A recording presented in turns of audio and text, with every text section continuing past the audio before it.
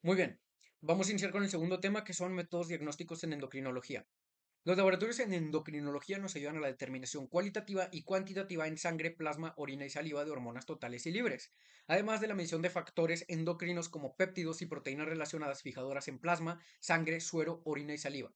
La utilidad de las pruebas nos ayuda en el diagnóstico e identificación presintomático, en el monitoreo del seguimiento de tratamiento y en la predicción de riesgos a futuro. Las pruebas en la endocrinología pueden ser basales o dinámicas. Las basales que son de medición única y las dinámicas que pueden ser de estimulación o supresión. Tenemos mediciones múltiples que nos ayudan a evaluar la función, el estímulo fisiológico por medicamentos o la supresión por medicamentos de igual forma. Hay que tomar en cuenta que para poder realizar estos laboratorios necesitamos una preparación previa, la cual puede incluir la toma de ayuno, la toma de medicamentos o dejar de tomar medicamentos ciertas horas antes del estudio, la comparación con los niveles de referencia ya previamente establecidos y la interpretación según el contexto clínico, es decir, el resultado del laboratorio más los signos y síntomas clínicos que se nos estén presentando en el paciente. Tenemos un rango de concentración que nos dice la concentración biológica de las hormonas es inferior a lo que puede ser medido en estudios estándar. Es decir, a veces las hormonas van a necesitar ciertos estudios un poquito más sensibles o de un amplio rango dinámico para poder ser medidas. Y también hay que tomar en cuenta en qué unidades se nos está dando, ya que tenemos unidades molares de masa o unidades estándar del Sistema Internacional de Unidades. Recordando que no es lo mismo un estudio que mide en femtolitros que en picogramos, por la cantidad de hormona o la subunidad que estamos hablando. En el laboratorio de hormonas basales tenemos peptídicas, esteroideas y los laboratorios dinámicos. Las peptídicas son las hidrosolubles que tienen un receptor de membrana celular o de superficie, que van a ser GH, prolactina, PTH, insulina. Las esteroideas derivadas del colesterol que tienen un receptor intracelular o nuclear como la testosterona, progesterona y estrógenos. Y por otro lado tenemos también las dinámicas. Y dentro de las dinámicas pues vamos a encontrar la estimulación de GH por el ejercicio, por clonidina, agonistas alfa 2 adrenérgico, la TSH-RH, TRH, perdón, reserva hipoficiaria completa, la estimulación de cortisol con cortrosyn y la supresión de cortisol con dexametasona, que vamos a ver más adelante en el tema de cortisol también. Los métodos de laboratorio que podemos utilizar pueden ser a través de inmunoensayos, a través de la estructura química y molecular y a través de ácidos nucleicos. Los métodos basados en anticuerpos como la quimioluminiscencia. La quimioluminiscencia es el gold standard para medir hormonas y marcadores biológicos en la endocrinología. Esta lleva un sistema llamado inmunoensayo de tipo sándwich. ¿Qué pasa acá? Nosotros tenemos un anticuerpo fijo a una placa y tenemos un anticuerpo con un marcador que nosotros ya tenemos reconocido, además de nuestro analito o hormona, lo que queremos evaluar. ¿Por qué se llama de sándwich? Porque nuestro analito a evaluar se une a este anticuerpo que ya está fijo en esta placa y una vez que está unido, en otro epítopo se le va a unir el anticuerpo que nosotros tenemos con nuestra molécula de marcaje, quedando en medio el analito de los dos anticuerpos, como un sándwichito. De ahí el nombre de inmunoensayo o técnica de tipo sándwich. Métodos basados en anticuerpos. Hay que saber que no todos los resultados tienen la misma confianza, ya que tenemos un límite de detección, que es el punto mínimo de detección, como su nombre lo dice, en donde la señal se distingue del ruido de fondo. Tenemos el rango dinámico, que es la zona lineal de la curva, en donde el equipo va a calcular una concentración de máxima precisión y conforme se va alejando de esta línea, pues va bajando la precisión de la lectura de laboratorio.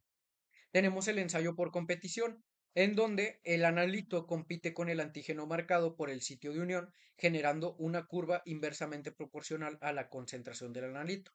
Es decir, si nosotros vemos poco analito libre, es porque el analito se unió a los anticuerpos y viceversa. Si nosotros vemos mucho analito libre, es porque la hormona que nosotros estamos evaluando se unió mucho a los anticuerpos. Entonces nos da una curva inversamente proporcional. Método basado en anticuerpos para medición de la hormona libre.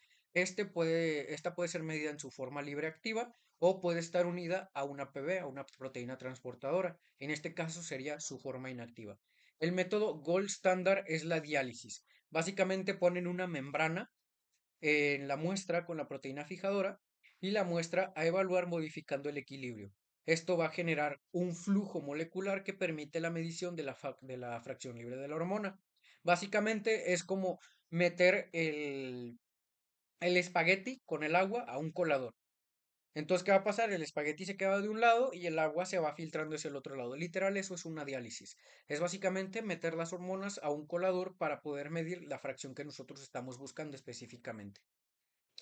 Y también podemos, en diferentes casos, poder tratar de liberar a la hormona de su proteína de unión, recordando que aquí podemos desnaturalizar a la hormona o podemos también, por ejemplo, está el tema este de modificando el pH, la alcalosis y la acidosis, puede haber un desplazamiento de la albúmina que nos ayuda a liberar ciertos tipos de hormonas que se da mucho, por ejemplo, en el caso de los iones, como en el caso del calcio, en la alcalosis y en la acidosis, con el desplazamiento y unión del calcio a la proteína transportadora. Acá tenemos, por ejemplo, a la T4. El principio básico es que la hormona del paciente compite con una artificial marcada. Tenemos una relación inversa. La señal alta significa hormona baja, señal baja significa hormona alta, hablando del estudio inversamente proporcional que habíamos visto hacia atrás. Tenemos también algo llamado el efecto gancho, que es básicamente hay demasiada hormona y se agota el reactivo que nos ayuda a medirla. Entonces la curva se aplana y pues tenemos el ejemplo más común que es el exceso de prolactina en un prolactinoma. Entonces, ¿qué es el efecto gancho? Básicamente es que tú tienes un analito para medir y un anticuerpo marcado. El analito es tanto que se acaba el anticuerpo y la curva se aplana, lo deja de medir. ¿Por qué? Porque no da el abasto para poder medirlo. Básicamente es algo de ese estilo. Las consideraciones que tenemos que tomar en cuenta es que pueden existir anticuerpos heterófilos que generan un falso resultado, ya sea mayor o menor al real, y el más común es el anticuerpo humano contra el del ratón.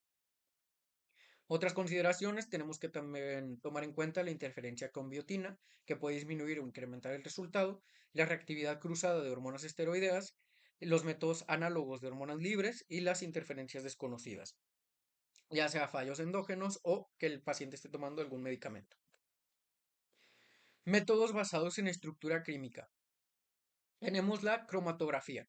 Se basa básicamente en la afinidad de los compuestos por una fase de soporte estacionaria o una fase móvil. En este tipo de estudios se va a arrastrar el componente según la afinidad y va a separar los analitos presentes en una muestra, dándonos picos de este tipo. En este caso podemos ver cómo se arrastra la hemoglobina glucosilada y nos da este pico que vemos aquí en esta cromatografía. Métodos basados en estructura química, espectrometría de masas. Esta lo que va a hacer es fragmentar la molécula, ionizándola, y la analiza para crear un espectro que divide los grupos químicos y funcionales que tienen las moléculas. Esta de acá es muy utilizada en el caso de las hormonas esteroideas y puede ser un estudio combinado junto con la cromatografía. Métodos basados en ácidos nucleicos. Ok, estos son a partir de DNA o RNA y se detecta un blanco de interés endocrinológico.